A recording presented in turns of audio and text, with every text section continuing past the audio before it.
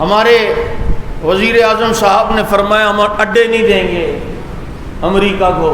Thank you very much. آپ میں بھی جرأت آئی. ایک بزرگ فرما رہے ہیں یہ ہمارے دباؤ پر وزیر اعظم نے یوں کیا ہے کہ ہم اڈے نہیں دیں گے.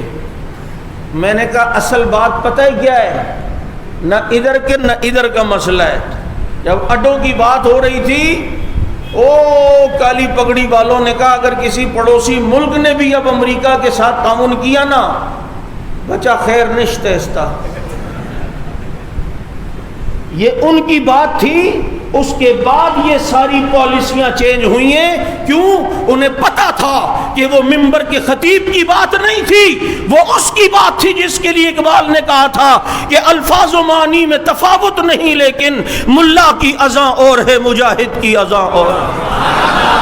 پرواز ہے دونوں کی اسی ایک فضا میں, شاہی کا جہاں اور ہے کرگس کا جہاں اور.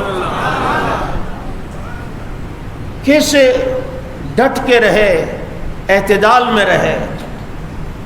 جب انہیں اقتدار ملا تو آپے سے باہر نہیں ہوئے, مستیوں میں نہیں آئے, شریعت کی پابندی رہی, تقویٰ رہا, بصیرت اتنی. اور اللہ تعالیٰ نے آج دیکھ لو پوری دنیا کے اندر ان کا رعب اور دبدبہ بٹھایا, اللہ اس میں مزید اضافہ فرمائے. اور وہ صرف افغانستان کے محافظ نہیں ہیں. جب تک ملا عمر کی حکومت تھی 2200 کلومیٹر پاکستان افغان بارڈر محفوظ تھا.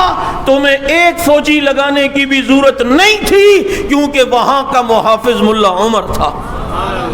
تمہاری ساری توجہ انڈیا کی طرف بارڈر پر تھی, لیکن جب ان کا ساتھ چھوڑا تو 2200 کلومیٹر سرحد ڈسٹرب ہوئی, وہاں تمہیں اپنے سارا سرمایہ لگانا پڑا.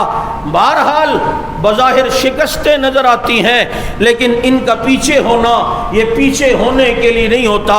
بقول اقبال ان کا پیچھے ہونا بھی یوں ہوتا ہے کہ پلٹ کے جھپٹنا, جھپٹ کے پلٹنا, لہو گرم رکھنے کا ہے ایک بہانہ.